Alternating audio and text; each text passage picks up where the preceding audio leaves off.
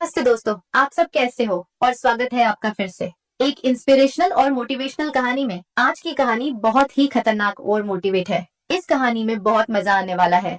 अंत तक जरूर सुनिए। मैंने अपनी अलमारी से ताकत वाली गोली निकाली जो कभी कभार अभिषेक लेते थे और मैं किचन में चली गई। मैंने हल्दी बादाम वाला दूध बॉयल किया और उसमें एक गोली डाल दी ताकि अभिषेक को थोड़ी ताकत मिल सके। ऐसा करते करते रात के 10 बज चुके थे। फिर मैंने जल्दी से दूध का गिलास लिया और अभिषेक के कमरे में चली गई। अभिषेक बड़े ध्यान से मेरा इंतजार कर रहे थे। जैसे ही मैं अंदर आई, अभिषेक खड़े हो गए और मुझे देखने लगे। जब वह कुछ नहीं बोला तो मैंने ही पूछ लिया, ऐसे क्या देख रहे हो, बताओ मैं कैसी लग रही हूँ। अभिषेक ने संकोच में कहा, मौसी मन तो ऐसा कर रहा है कि आपको अभी खा जाऊं। मैंने हंसते हुए उसे दूध का गिलास पकड़ा दिया और कहा, मुझे खाने की जरूरत नहीं है, बस तुम इसे पी लो। अभिषेक ने जल्दी से गिलास पकड़ा और एक सांस में दूध पी गया। दूध पीते ही मेरी हाय दोस्तों, तो चलिए आपको जल्दी से शुरू से कहानी सुनाती हूँ। मेरा नाम दीपिका है। मेरी उम्र 28 साल है, लेकिन मेरा दिल हमेशा युवा रहता है और मेरी हाइट लगभग 5 फीट 3 इंच की ऊंचाई के साथ जब मैं साड़ी पहनती हूँ तो जैसे सब कुछ ठहर जाता है। मेरी सुंदर रंगत पर जब सूरज की किरणें पड़ती हैं तो लगता है मानो मैं एक चांदनी रात में घूम रही हूँ। अब बात करते हैं मेरे 21 साल के भतीजे की, जो मेरा हो गया है। उसकी मासूमियत और उत्साह ने मेरे मन में एक हलचल सी मचा दी है। जब वह मेरी तरफ देखता है तो उसकी आंखों में वह खास चमक होती है, जैसे वह किसी खूबसूरत ख्वाब को देख रहा हो।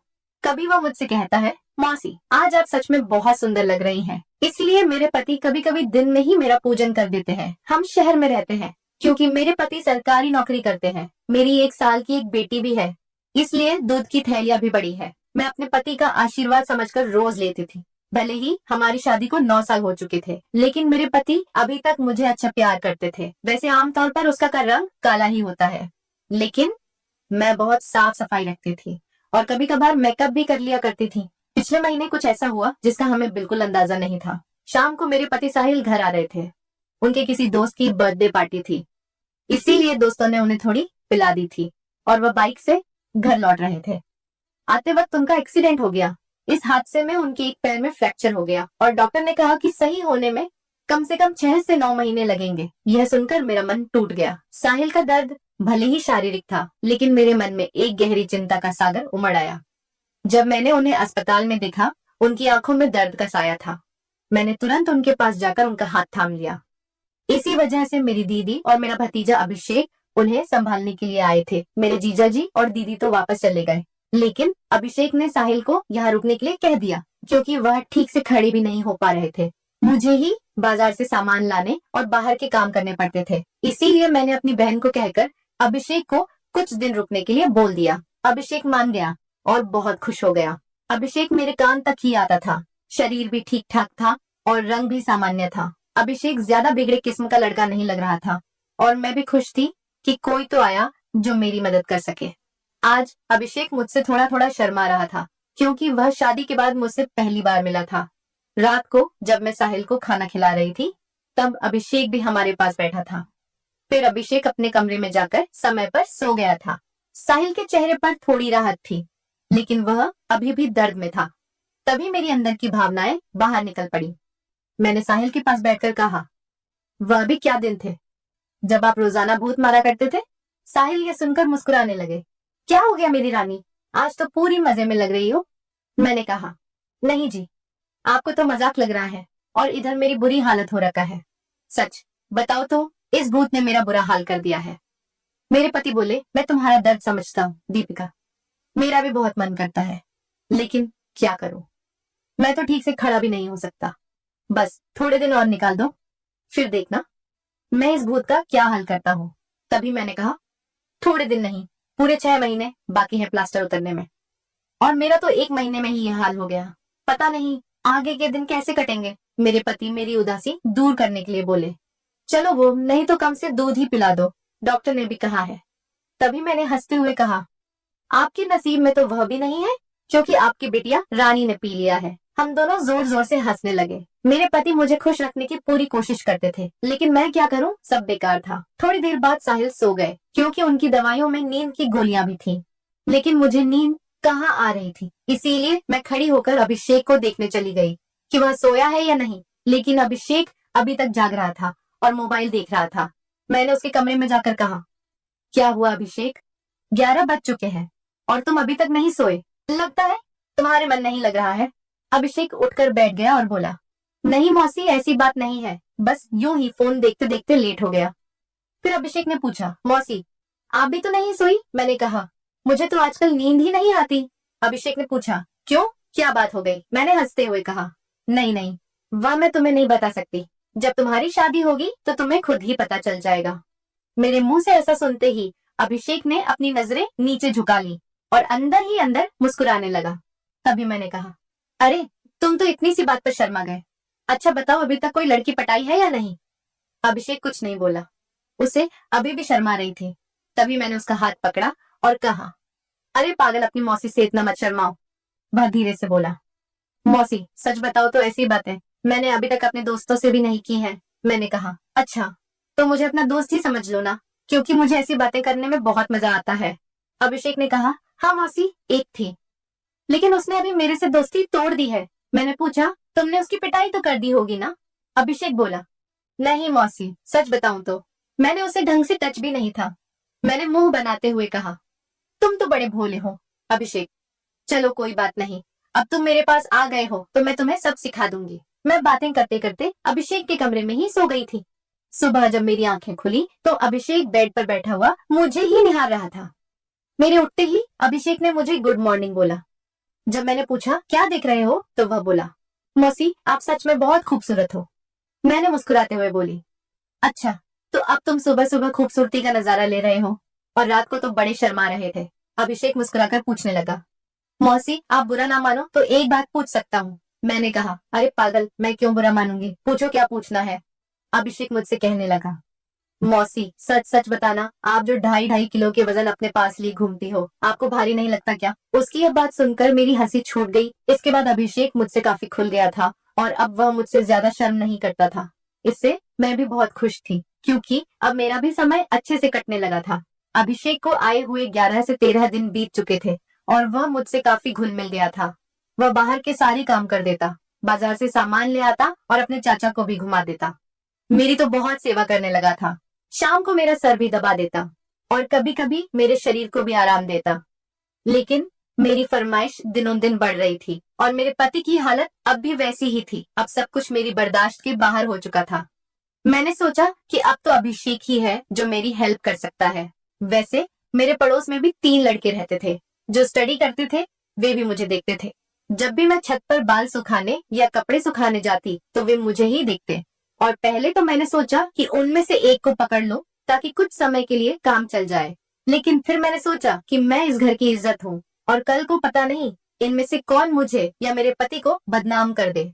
इसीलिए मैंने उन्हें भाव नहीं दिया। लेकिन अभिषेक तो घर का ही है, इसीलिए मैंने सोच लिया कि वही मेरी हेल्प कर सकता है। आज मैंने पक्का प्लान बना लिया कि आज अभिषेक हेल्प ले ही लूंगी। उसके बाद मैं रसोई में खाना बनाने चली गई। जैसे ही अभिषेक नहाकर फ्रेश होने के बाद रसोई में आया, मैंने दूध निकालने का बहाना बना दिया। मैं रसोई घर में ही लोटे से दूध निकाल रही थी। मेरी बेटी अभी नानी के घर गई हुई थी, क्योंकि घर में उसे संभालने वाला कोई नहीं था। इसलिए अब बाकी का दूध निकालना पड़ता था और घर में मेरे पति और अभिषेक के अलावा कोई नहीं था, तो मुझे डर भी नहीं था। जैसे ही अभिषेक अंदर आया, वह मुझे देखकर एकदम घबरा गया और कहने लगा, सॉरी मौसी, मुझे माफ कर दो। मैंने देखा नहीं और बाहर जाने लगा। तभी मैंने उसे रोक लिया। अरे अभिषेक, क्या हुआ? कोई बात नहीं, अंदर आ जाओ, अभिषेक बोला। अरे मौसी, ऐसे में अंदर कैसे आऊं? मैंने कहा, ऐसे वैसे मत करो और जल्दी से आकर मेरी मदद करो। अभिषेक का मन भी कर रहा था, लेकिन मैं उसकी मौसी थी, इसीलिए वह थोड़ा अनकंफर्ट फील कर रहा था। फिर मैंने उसे कहा, अरे इतना क्या शर्मा रहे हो, अब जल्दी से आओ और मेरी मदद करो। धीरे धीरे अभिषेक रसोई में आ गया और पास आकर खड़ा हो गया। वह मुझे देखता ही रह गया। तभी मैंने कहा, ऐसे क्या घूर रहे हो, क्या तुमने आज तक नहीं देखा? अभिषेक बोला, माँ कसम मौसी, मैं आपको बता नहीं सकता कि मुझे कैसा लग रहा है। बहुत ही अच्छा है मौसी। मैंने कहा, तारीफें करना छोड़ो और यहाँ मेरी मदद करो। तभी अभिषेक बोला, मौसी मुझे नहीं आता, कैसे करना है? तो मैंने कहा, अरे बुद्धू, इसमें कुछ नहीं करना, ये लो पकड़ो और बस धीरे धीरे निकलो। थोड़ी देर बाद जब अभिषेक के हेल्प में हाथ तेज होने लगे तो मैंने सोचा कि अब मेरा आगे झुककर सही से काम करने का समय है। मगर जैसे ही मैं झुकने लगी तो देखा कि अभिषेक का काम तो पहले ही खत्म चुका है। उसे देखकर मेरा मन बहुत उदास हुआ, लेकिन फिर भी मेरी हंसी निकल ही पड़ी। मैंने नाराजगी से अभिषेक को मारते हुए कहा, यह क्या किया पागल, तुमने तो शुरू होने से पहले ही खत्म कर दिया। इसके बाद जैसे ही अभिषेक का नशा उतरा, उसने हड़बड़ा हुए कहा, सॉरी मौसी, सॉरी, वो मैंने ऐसा काम पहले कभी नहीं किया, इसलिए मुझसे ऐसा हो गया। मैं अभी जाकर साफ करके आता हूँ। और उसने मेरी एक भी बात नहीं सुनी और तुरंत रसोई में से चला गया। मैंने भी उसे ज्यादा रोकने की कोशिश नहीं की, क्योंकि मैं समझ चुकी थी कि यह उसके लिए इतना आसान नहीं होगा। इस चक्कर में आज खाना भी लेट हो गया था, इसलिए मैंने जल्दी से खाना तैयार किया और साहिल को कमरे में देने के लिए चली गई। साहिल भी बैठे बैठे खाने का इंतजार कर रहे थे। साहिल बिल्कुल सीधे साधे और सरल स्वभाव वाले आदमी है। वह मेरी बहुत चिंता करते हैं। जब मैं उनके लिए खाना लेकर गई तो पूरा पसीने से भीगी हुई थी। मुझे देखकर वह बोले, इतनी जल्दबाजी क्यों करती हो दीपिका, धीरे धीरे काम कर लिया करो ना। देखो तुमने अपना क्या हाल बना लिया है।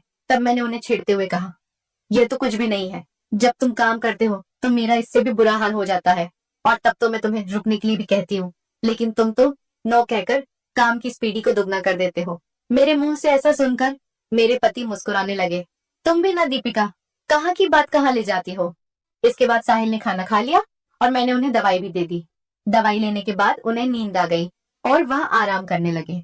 मैं भी काफी थक चुकी थी, इसलिए मैं नहा धोकर फ्रेश हो गई। इसके बाद मैं अभिषेक के कमरे में उसे देखने के लिए तो वह भी सो चुका था। फिर मैं भी आकर आराम करने लगी। शाम को जब मैं अभिषेक को चाय देने गई तो वह बैठा फोन चला रहा था। मुझे देखकर उसके चेहरे पर मुस्कान आ गई। मैं भी उसे देखकर हंसने लगी और मैंने उससे पूछ लिया, क्या बात है। अभिषेक, आज तो तुम काफी ढीले ढाले से लग रहे हो। अभिषेक बोला, मौसी, वह मैंने पहली बार काम ऐसा अनुभव लिया था। प्लीज आप बुरा मत मानना, मैं सच बता रहा हूँ, बिल्कुल मेरे से काम नहीं कर पाया। तभी मैंने उसे रोकते हुए कहा, अरे बेवकूफ, मैं कब बुरा मानने लगी, वैसे सच बताऊं तो मुझे भी अच्छा लग रहा था। इसके बाद मैंने अभिषेक को चाय पकड़ा दी और उसके साथ बैठकर पीने लगी। हम दोनों बातें करने लगे। आज अभिषेक के मुंह से मेरे लिए तो फूल ही झड़ रहे थे। वह बस मेरी तारीफें ही करता जा रहा था। मौसी, आप बहुत अच्छी हो। मैं तो सोच रही हूँ कि सारी उम्र आपके ही घर रहूं। इन 13 दिनों में मुझे स्वर्ग जैसा महसूस होने लगा है।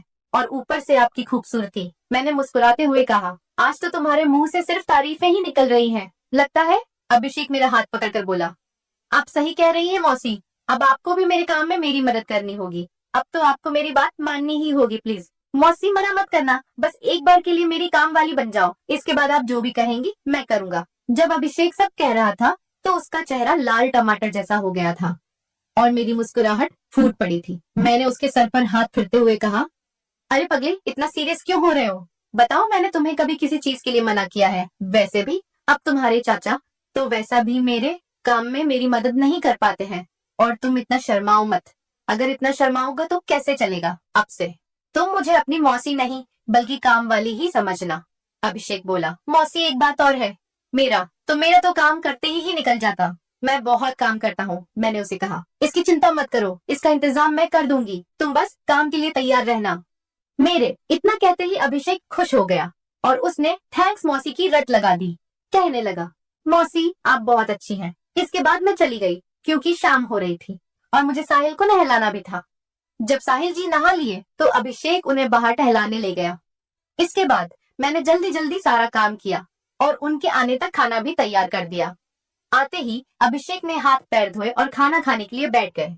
इतने में 9 बज चुके थे और साहिल की दवाइयों का समय हो रहा था। इसीलिए मैं उन्हें कमरे में ले गई और दवाइयां दे दी।